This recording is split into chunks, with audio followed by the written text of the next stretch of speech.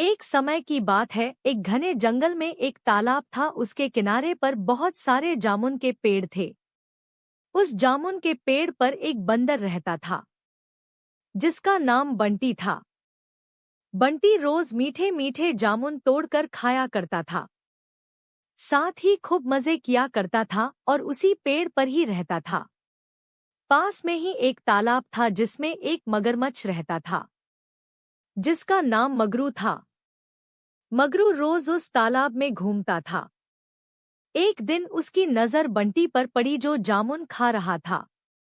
मगरू को भी वह जामुन खाने थे, लेकिन जामुन पेड़ पर काफी ऊंचाई पर थे जहां तक मगरू नहीं पहुंच सकता था। इसलिए मगरू बंटी के पास जाता है और फिर कहता है कि बंटी भैया, आपकी मुझसे कोई नाराजगी है क्या जो आप मुझे यह मीठे जामुन क्यों खाने को नहीं दे रहे हैं? बंटी ने कहा, मुझे तुमसे डर लगता है कि कहीं तुम मुझे खा ना जाओ, इसलिए मैं तुम्हें कभी यह मीठे जामुन खाने को नहीं दिए और फिर तुमने कभी जामुन मांगे भी नहीं। मगरू ने कहा, नहीं नहीं बंटी भैया, मैं भला तुम्हें क्यों खाऊंगा। मैं तो यह मीठे मीठे और काले काले जामुन खाना चाहता हूँ। फिर बंटी ने तुरंत काले काले पके हुए जामुन तोड़कर मगरू के लिए तालाब में फेंक दिया। मगरू ने भी मीठे मीठे जामुन खाए, उसे वह बहुत स्वादिष्ट लगे। अब धीरे धीरे दोनों में अच्छी दोस्ती होने लगी। बंटी रोज मगरू को मीठे मीठे जामुन खिलाता और फिर वह रोज आपस में बहुत सारी बातें किया करते। एक दिन मगरू उन जामुनों में से कुछ जामुन बचाकर बहुत उत्साह के साथ अपने घर अपनी पत्नी के लिए ले जाता है और फिर अपनी पत्नी को दे देता है। उसकी पत्नी ने वह मीठे मीठे और स्वादिष्ट जामुन खाती है तो उसे वह जामुन बहुत स्वादिष्ट लगते हैं। उसने कहा, तुम यह जामुन कहाँ से लेकर आए हो? मैंने तो आज से पहले कभी इतने स्वादिष्ट जामुन कभी नहीं खाए।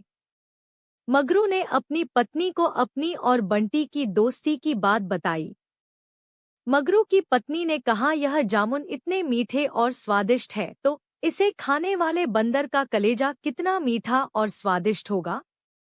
मुझे उस बंदर का कलेजा खाना है।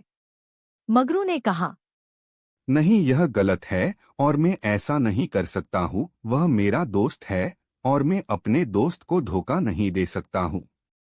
लेकिन मगरू की पत्नी ने मगरू की कोई बात नहीं मानी और जिद पर अड़ी रही। उसकी जिद के आगे मगरू ने हार मान ली। फिर मगरू ने कहा, ठीक है, लेकिन मैं उसे यहाँ कैसे लाऊंगा। तब मगरू की पत्नी ने कहा, मेरे पास एक तरीका है।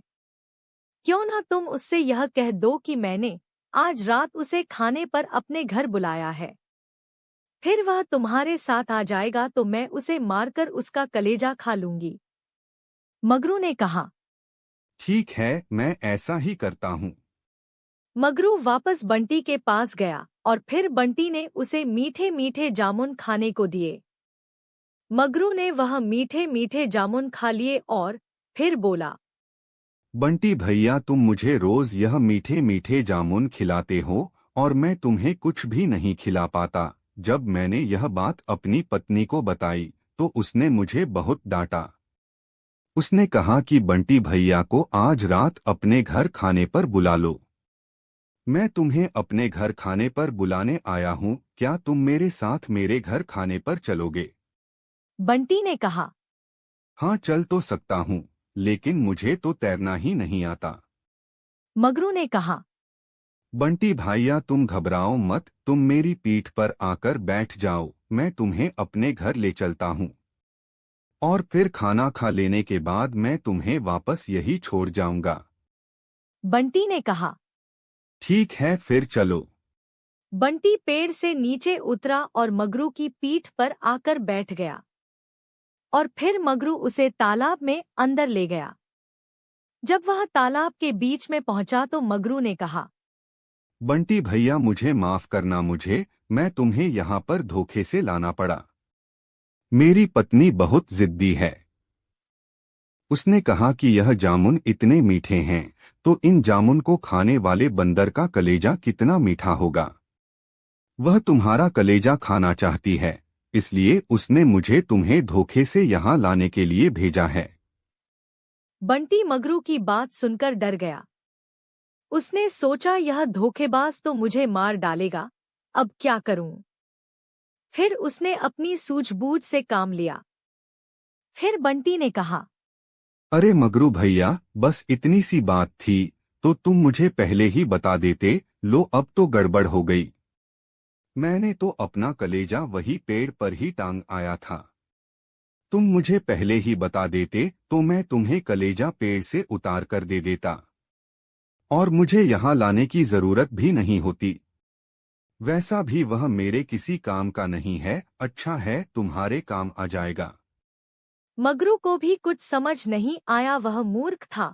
उसने कहा, अच्छा ऐसी बात है तो चलो चलकर वापस ले आते हैं। बंटी ने कहा, हाँ हाँ भैया, जल्दी चलो, चल कर उसे ले आते हैं। बिना कलेजे के तुम घर कैसे जाओगे?